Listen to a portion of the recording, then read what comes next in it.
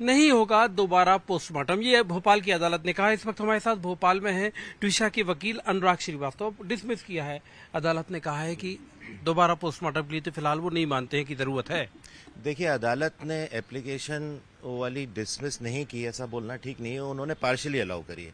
हमारी उसमें दो प्रेयर थी कि एक तो दोबारा पोस्टमार्टम हो एम्स न्यू दिल्ली में, और दूसरा ये था कि उसके शव को प्रिजर्व करके रखा जाए, जो सबसे अच्छे तरीके से प्रिजर्व किया जा सकता है। हुआ ये है कि शव मॉर्चुरी में है एम्स न्यू दिल्ली में। हम लगातार बोल रहे हैं कि सेकंड पोस्टमार्टम किया जाए। एम्स को चिट्ठियां लिख रहे हैं, पुलिस एडमिनिस्ट्रेशन को चिट्ठियां लिख रहे हैं, बार बार रिप्रेजेंटेशंस दे रहे हैं कि बेस्ट पॉसिबल में प्रिजर्व किया जाए, लेकिन हमको कभी उनकी तरफ से कभी कोई रिस्पांस नहीं मिला। और कल ही एक letter Katara hills police station से जारी होता है कि एम्स भोपाल के डॉक्टर्स ने उनको 18 तारीख को ये बता दिया था कि शव को -4 डिग्री सेल्सियस में रखा गया है, जबकि उसे -80 यानी 200 गुना कम टेम्परेचर पे रखने पे ही वो सुरक्षित रह सकता है। तो ये बात अगर 18 तारीख को बताई जाती तो सबसे पहले तो हम यही उनसे रिक्वेस्ट करते हैं कि जहां कहीं भी हिंदुस्तान में व्यवस्था है -80 डिग्री सेल्सियस पे रखने की, उस पर रखा जाए। अब कोर्ट ने हमारी ये चीज मान ली कि -80 पे उसको प्रिजर्व करके रखा जाए। जहां तक सेकंड पोस्टमार्टम नहीं करने का प्रश्न है, तो कोर्ट ने ऐसा कहा है कि चूंकि हमारी प्रेयर न्यू दिल्ली एम्स में कराने की थी और न्यू दिल्ली एम्स भोपाल से बाहर है, यानी कि जेएमएफसी कोर्ट भोपाल के स्थानीय क्षेत्राधिकार, जिसे हम बोलते हैं लोकल जुरिस्डिक्शन से बाहर है, इसलिए वो भोपाल के स्थानीय क्षेत्राधिकारिता से बाहर किसी भी स्थान पर उसके दोबारा पोस्टमार्टम का आदेश नहीं दे सकते। ये लिखते हुए उन्होंने एप्लीकेशन डिसमिस की है। अब आप लोग कैसे, मतलब हाई कोर्ट जाएंगे इसके लिए? देखिए, एक ऑप्शन हाईकोर्ट जाने का भी है।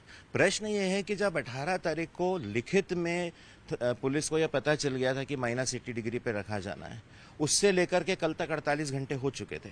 अब हम हाईकोर्ट जाने का हमारे पास ऑप्शन है, उस पर हम विचार कर रहे हैं, लेकिन प्रश्न यही है कि हम हाईकोर्ट जाएंगे, वहां से कुछ ऑर्डर हो, 48 घंटे उस टेक्निकल चीज को पता हुए हो चुके हैं कि -80 डिग्री पर रखा जाना था, तो अब वो समय निकलता जा रहा है, पर हम उस पर विचार कर रहे हैं। और आपने पुलिस से बात की होगी, आप उनके लॉयर हैं, जाहिर तौर पर आपके पास सारी जो भी पुलिस की कार्रवाई आप तक पहुंच रही होगी। क्या पुलिस के ने इंटरोगेट किया है, अभी तक पूछताछ हुई है? क्योंकि प्रमुख आरोपी समर्थक की गिरफ्तारी तो नहीं हुई गिरिबाला सिंह से।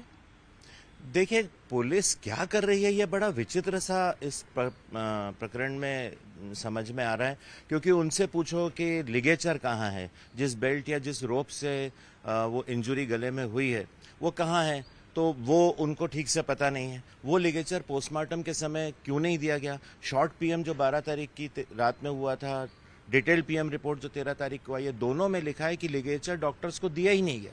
तो जब उनके पास वो लिगेचर नहीं था, वो वस्तु नहीं थी जिससे कि ये अलेज्ड है कि उसके गले में या तो उसने सुइसाइड किया है या कुछ और है, तो वो निशान उसी लिगेचर से आएंगे, ये तय नहीं है।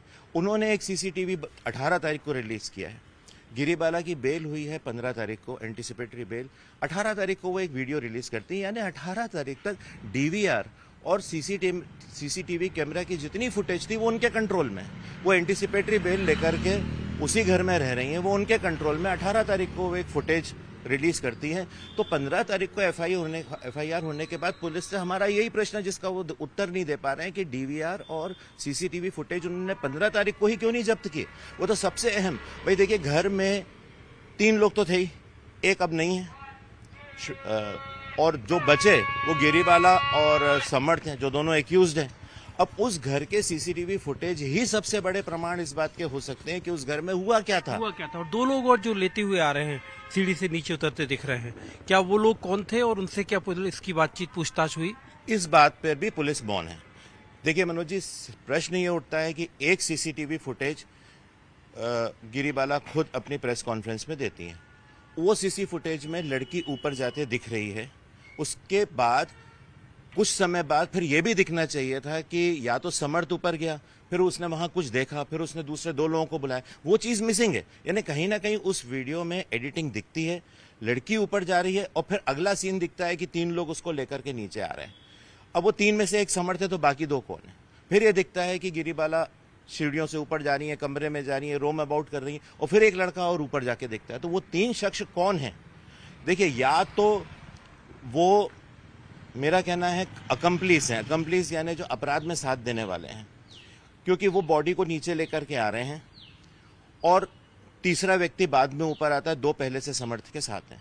तो वे व्यक्ति, तीन व्यक्ति कौन हैं, ये भी आप 15 तारीख से और 18 तारीख को आपको सीसीटीवी, और बड़े आश्चर्य की बात है कि पुलिस ये बोलती है कि हमको ये सीसीटीवी फुटेज गिरीबाला ने दी, खुद क्यों नहीं जब्त कर रही है वो। और जो सीसीटीवी फुटेज आपके पास 18 तारीख के बाद आ गई, आज तक पुलिस का ये कहीं भी स्पष्टीकरण नहीं आ रहा है, कोई स्टेटमेंट नहीं आ रहा है कि वो तीन लोग कौन हैं, उनसे पूछताछ हुई कि नहीं हुई, उनके नाम क्या है, वो कहाँ रहते हैं, वो उस घर पे कैसे पहुंचे। या तो उनको फोन करके बुलाया गया होगा या आसपास से बुलाया गया होगा। फोन करने की बात आई तो जब हुआ घटना, जब हुई घटना की पहली सूचना पुलिस के पास आपके तथ्यों के रिकॉर्ड के आधार पे किसने दी? देखिए, पहली सूचना तो एम्स से गई होगी निश्चित रूप से, क्योंकि अननेचुरल सर्कमस्टेंसेज में एक लड़की की डेथ होती है, यंग लड़की है, और जैसे ही एम्स के पास ब्रॉड डेड लेके जाती है, क्योंकि एम्स का कहना है कि पोस्टमार्टम रिपोर्ट में कि जब वो लाई गई तो शी वॉज ब्रॉड डेड, तो डेफिनेटली पहली सूचना तो एम्स भोपाल ने ही पुलिस को दी कौन होगी। लेके गया?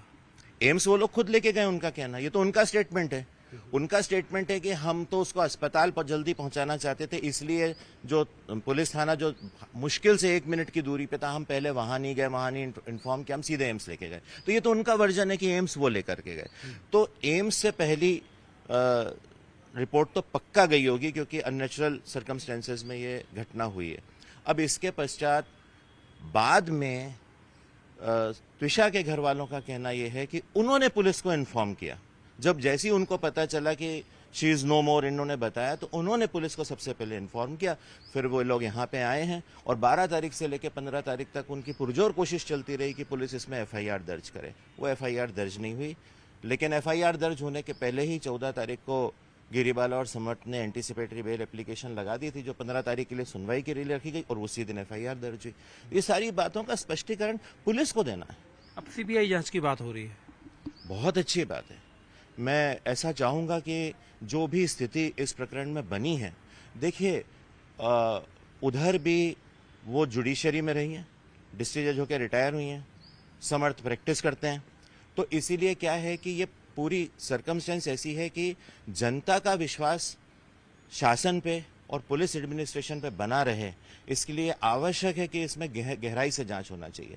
और गहराई से सीबीआई कोई जांच करती है तो मेरा सवाल है कि इसमें दोनों पक्षों का भला है, और अगर सेकंड पोस्टमार्टम भी प्रॉपर टाइम पे हो जाता तो इसमें भी दोनों पक्षों का भला था। मुझे बहुत आश्चर्य हो रहा है कि 6 दिन मॉर्चुरी में बॉडी रखने के बाद 20 तारीख को पुलिस लेटर इशू करती है कि वो डॉक्टर्स तो 18 को बता रहे थे कि -80 पे रखना है, और 20 तारीख को उस लेटर में लिखती है हम तो सेकेंड पोस्टमार्टम के लिए तैयार हैं, लेकिन -80 पे चूंकि शव को नहीं रखा गया है, इसलिए पूरी संभावना है कि वो डिकम्पोज हो गया होगा, और इसलिए आप शव को अब ले लीजिए।